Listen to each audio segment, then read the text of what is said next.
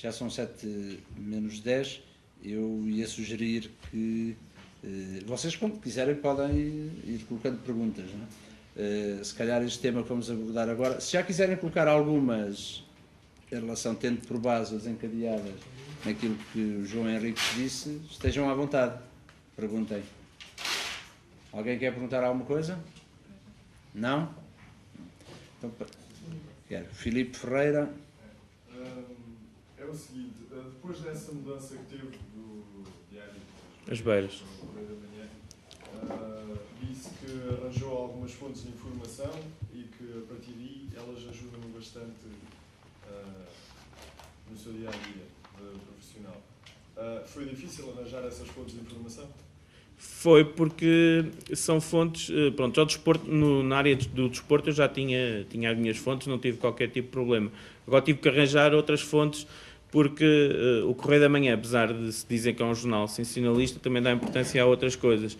E em Coimbra eu tive que arranjar as minhas fontes, por exemplo, na Associação Académica, por causa da universidade, nos hospitais mais por causa também de saber dados sobre acidentes, pessoas que entram no hospital, que não entram. Foi complicado ao início, porque as pessoas viam, muitas delas não me conheciam, não é? Tive que estabelecer uma ligação com elas e houve o caso também de, lá está a importância do meu repórter, eu digo do repórter fotográfico, que conhecia muita gente e ajudou-me também a chegar a essas pessoas, porque ele é uma pessoa que realmente conhece muita gente e a partir daí consegui, aos poucos, não foi de uma vez, como é óbvio, aos poucos fazer e ter as minhas fontes, os meus contactos em vários sítios da cidade, não é? Isso vai-se fazendo, essa carteira de contactos é um trabalho diário, é um trabalho regular, não é? Para acrescentar, para enriquecer ou também para acabar com ela, não é? Exatamente, pois, porque há muitas fontes que são fontes durante determinada altura e que depois deixam de ser, não é? Também há aquelas fontes que lhes interessam dizer as coisas em determinada altura e que depois deixam de interessar, não é? Dependendo da posição que ocupam. Exatamente. Ninguém nos telefona geralmente aos jornalistas por ser santo e não está... Portanto, o objetivo único é a verdade e só a verdade e que todos os leitores saibam a verdade, não é? É raro. Há uma situação ou outra... Sim, há uma situação ou outra que há sempre um interesse. Funciona à base da amizade. São pessoas que conhecemos já há muito tempo. Eu no desporto tenho pessoas com quem eu falo desde 97, 98, portanto há muitos anos. Agora há outras que quando me ligam, uma pessoa tem que ter sempre o pé atrás. Mas este tipo está-me a dizer isto porque isto se calhar vai-lhe dar jeito a ele ou a alguém e tentar não fazer aquilo que ele quer e tentar perceber o que é que realmente está por trás de tudo aquilo, não é? Não é este tipo diz-me, olha, aquele indivíduo ali da Câmara fez isto, isto e isto.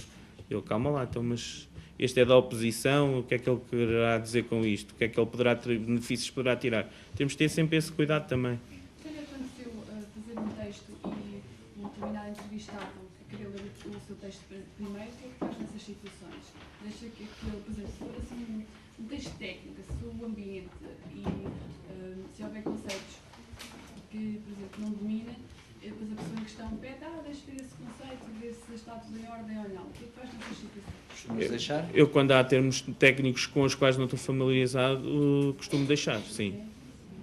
E não tenho qualquer problema nisso, porque acho que mais vale ser ele a dizer-me que está mal do que depois virem no jornal publicado mal e ser uma série de pessoas a dizer, olha, isto não é assim, devia ser assim. Pronto.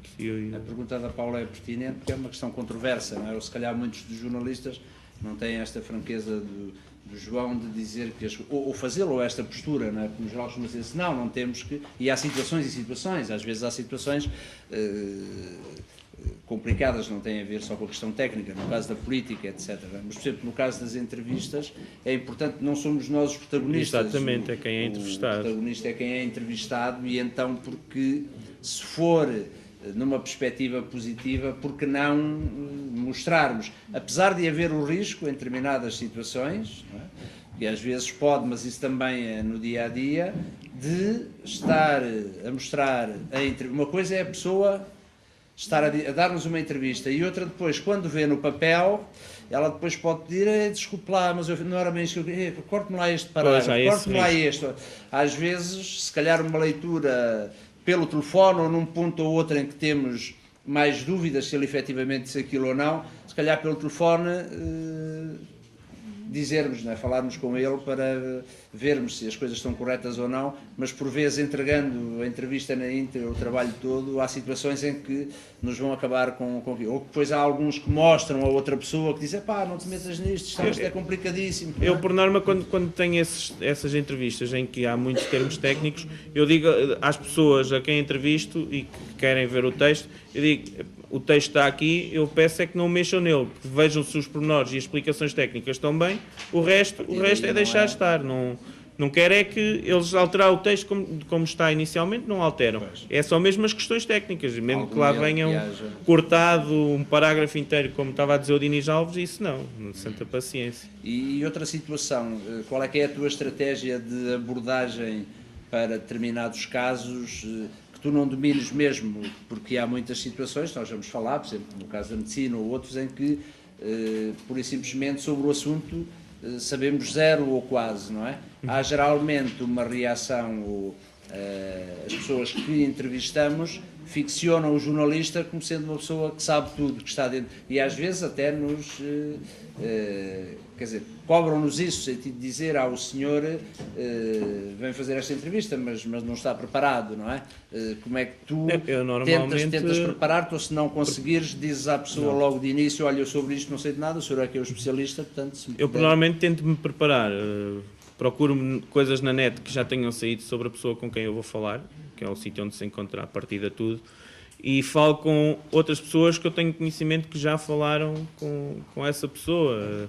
Por exemplo, eu mantenho uma boa relação com os meus ex-colegas do Diário As Beiras, e lá havia, cada pessoa tinha a sua área para fazer, havia uma pessoa que fazia a área da saúde, outra do ensino superior, e eu, quando tenho algumas dúvidas sobre aquilo que não sei ou não consigo encontrar na net, falo com elas. Lá está, tenho uma proximidade maior com essas pessoas do Diário As Beiras do que as pessoas de Lisboa, mas as pessoas de Lisboa também não sabem o que é que as pessoas aqui de Coimbra fazem e dizem.